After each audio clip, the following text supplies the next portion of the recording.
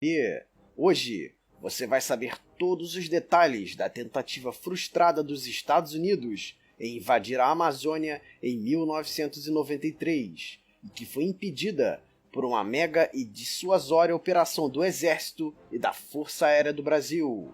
Na descrição do vídeo estão as fontes, inclusive uma do New York Times, em que fala que os jornais brasileiros da época acusavam os Estados Unidos de tentar invadir a Amazônia através de uma operação militar partindo da Guiana, e onde o exército americano se defende das acusações. Vamos saber agora como tudo aconteceu. Em dezembro de 1992, após o impeachment do presidente Fernando Collor de Mello, o Brasil passou a ser governado por Itamar Franco, que era seu vice-presidente. Já em janeiro de 93, o candidato democrata à presidência Bill Clinton assume o poder nos Estados Unidos. Seu vice-presidente era Al Gore, um político de esquerda, conhecido por ser um ambientalista fanático e que já proferiu a seguinte frase, abre aspas, ao contrário do que os brasileiros pensam, a Amazônia não é deles, é de todos nós, fecha aspas. Ao assumir a vice-presidência dos Estados Unidos, Al Gore lidera um movimento na ONU e com apoio de vários governos europeus que pressionam Itamar Franco para demarcar e homologar a reserva indígena Raposa Serra do Sol, no estado brasileiro de Roraima, na fronteira com a Guiana. Essa é uma área riquíssima em pedras preciosas e onde está localizada a maior reserva de nióbio do mundo, e que atrai até hoje um grande número de ONGs estrangeiras. Na verdade, o interesse internacional na homologação da reserva serviria como uma espécie de chancela do governo brasileiro de que naquela área havia uma suposta nação indígena, e com isso, facilitar os trabalhos de declarar aquela área de fronteira como independente do Brasil, se tornando o primeiro país indígena do mundo, com o qual eles poderiam negociar diretamente as riquezas do subsolo, principalmente o nióbio. No dia 8 de setembro de 93, um piloto civil brasileiro conhecido como Doné havia chegado com seu avião Cessna PT-BMR no município de Uiramutã. Ele estava trazendo de volta turistas que ele tinha levado até a cachoeira de Urinduíque, que fica na fronteira com a Guiana. A população da pequena cidade estava alarmada e agitada, pois o piloto disse que ao sobrevoar a fronteira, viu no lado guianês um gigantesco acampamento militar, bem às margens do rio Maú, e a fronteira natural entre os dois países. Imediatamente, um sargento policial militar do posto da cidade comunicou o ocorrido para o 3º Pelotão Especial de Fronteira do Exército, que fica em Pacaraima, também em Roraima, mas na fronteira com a Venezuela.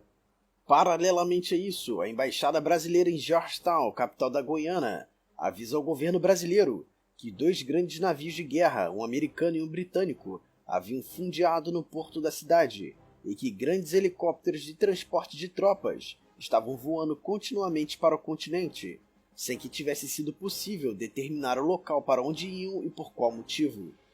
No dia seguinte, um capitão de infantaria do exército daquele pelotão de fronteira fez um sobrevoo pela região.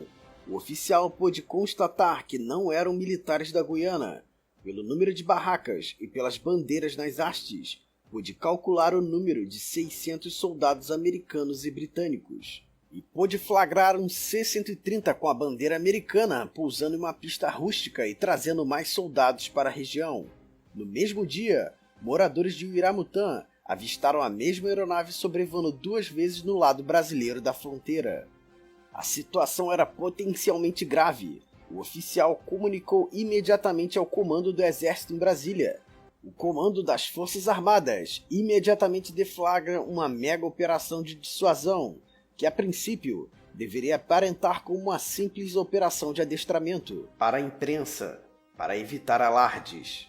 Denominou como Operação Surumu, que é o nome de uma corriqueira operação de adestramento do exército, e que se iniciou com uma demonstração clara de força.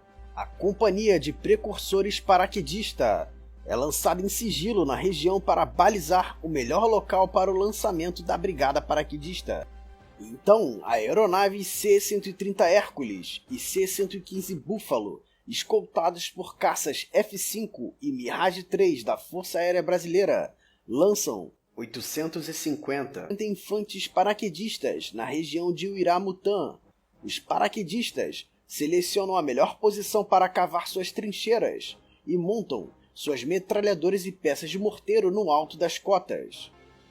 Agora estavam frente a frente, separados apenas pelo rio Mau, 600 soldados de infantaria americanos e britânicos, frente a cerca de 850 paraquedistas brasileiros, enquanto pequenos grupos de precursores já operavam em sigilo em missões de reconhecimento especial, caças Tucanos e a MX sobrevoavam a região prontos para realizarem ataques ao solo em apoio aos paraquedistas, enquanto a aviação do exército e a própria força aérea se esforçavam para transportar para a região o maior número possível de soldados das brigadas de infantaria de selva da região amazônica, ao ponto do pequeno aeroporto de Uiramutã não poder suportar o número de aeronaves que pousavam com soldados e depois decolavam para buscar mais tropas. Rapidamente o fronte é reforçado, o que aumentou a vantagem para 5.000 soldados no lado brasileiro, enquanto a FAB, com seus caças, fazia uma zona de exclusão aérea na região, inclusive com os voos civis ficando proibidos. Diante de tal afronta, o presidente Itamar Franco não homologou a reserva indígena, coisa que só aconteceu anos depois, já em outro contexto internacional, durante o governo Lula. E com tamanha demonstração de força das Forças Armadas Brasileiras, Al Gore entendeu que uma tentativa de tomada da reserva não se daria sem antes uma encarniçada batalha, que custaria a vida de muitos soldados americanos, e poderia iniciar uma espécie de nova guerra do Vietnã. Uai, seu app de vídeos curtos.